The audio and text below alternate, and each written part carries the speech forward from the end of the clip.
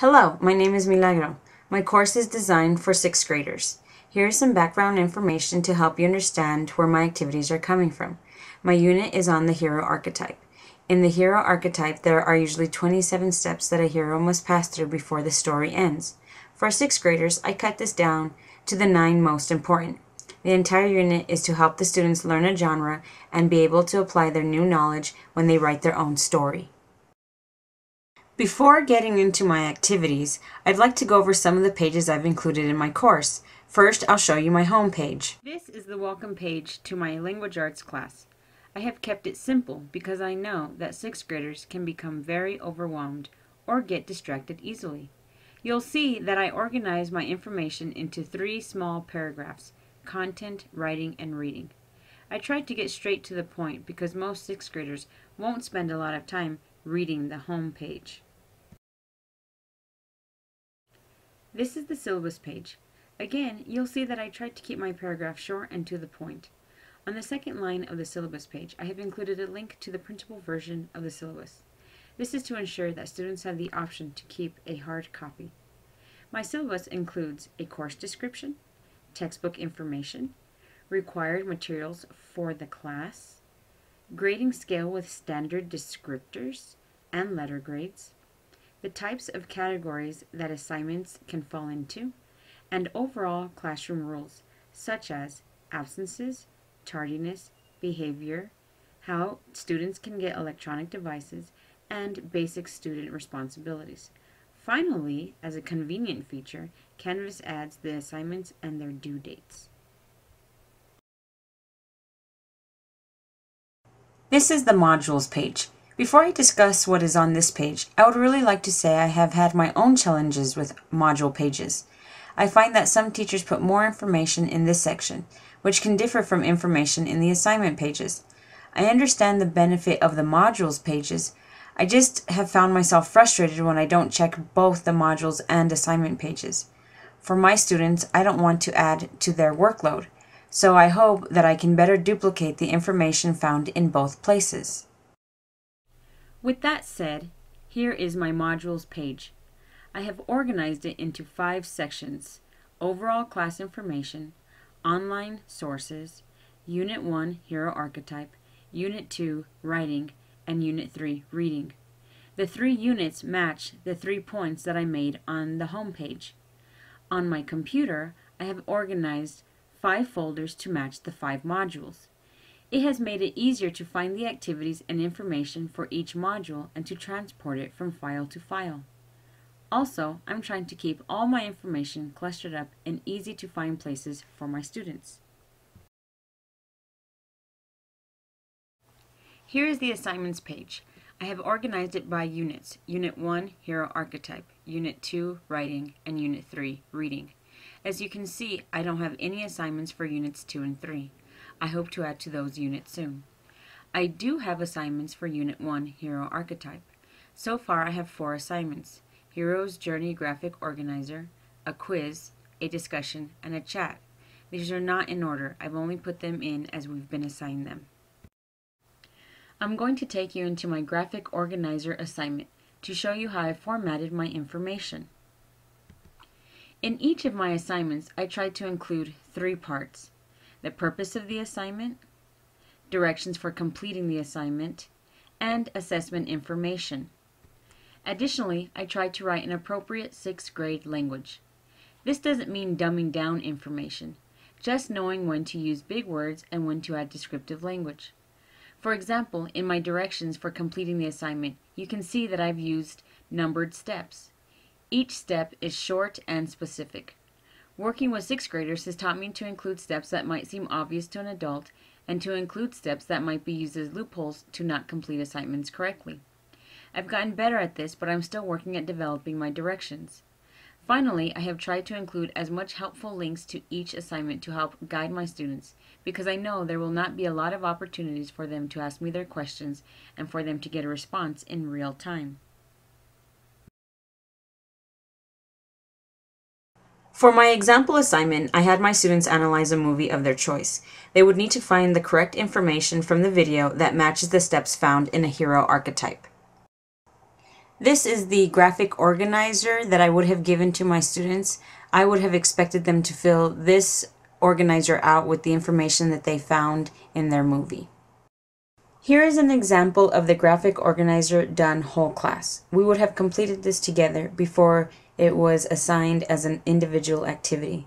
This next example is a student example, and I include it because it could be used as a guide for the students. My challenge in this activity was, what if my students don't have access to movies that follow the hero archetype? However, it's my wow moment that answers that question. Students can become members of Netflix or Hulu. Netflix does charge a monthly fee, but Hulu does not if you use their services online.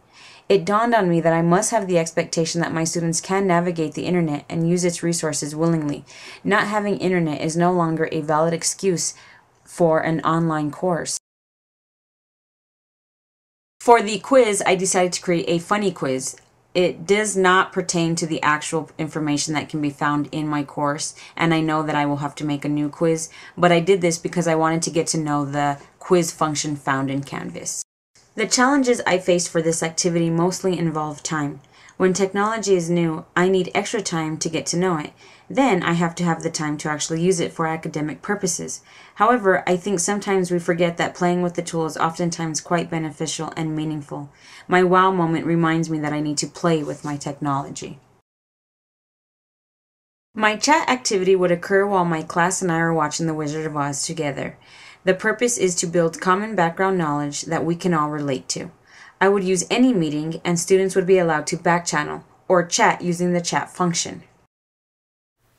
This is the Any Meeting screen. It's what I would be using in lieu of the Adobe Connect. I wanted to show this to you because my chatting assignment was that I would have the students watch The Wizard of Oz, and I would do that by putting the movie on my computer and sharing my screen up here, and then allowing the students to back channel or chat by using this section of the Any Meeting site. They could easily type in their questions or their comments, and we as a group can write back to each other.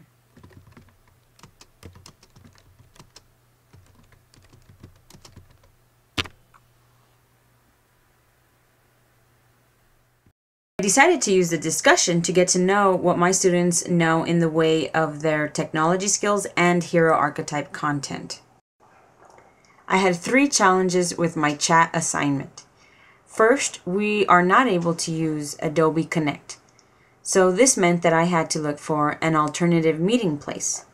After exploring Any Meeting, I think this is a great alternative and, in my opinion, much easier to use. I showed you how and where students would chat or back channel. I'm having a hard time with this concept because this means that I have to allow students to have conversations with one another. What I'm afraid of is that they are not going to be focused on the assignment, or in this case, the movie Wizard of Oz. And the back channeling could lead to nonsense chatting. Also, as a student, I've had a hard time getting used to back channeling because I find it distracting to keep track of what is being written and what is being spoken. Finally, on a cultural level, I find it rude to be doing something else besides listening when somebody is speaking.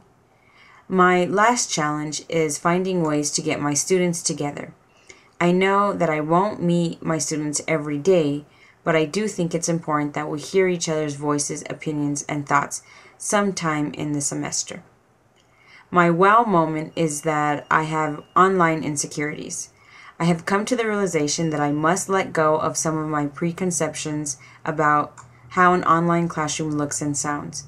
What might be successful in a physical classroom is not always going to mean success in an online classroom.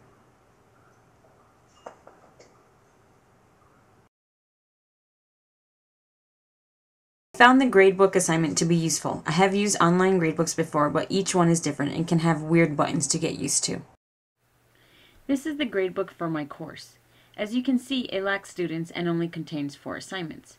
But what I really like about this gradebook is how it disaggregates the assignments by units.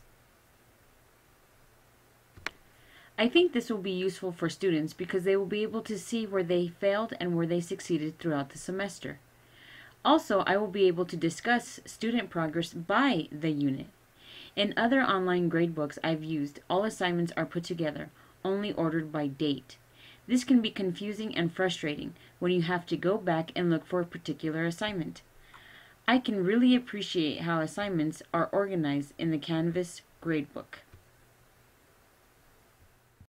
I'm challenged by the idea of grading projects. Since my pseudo classroom is full of 6th graders, I know that I would still want them to complete handmade projects. This age group is not ready to leave the concrete and enter the world of abstract 100%.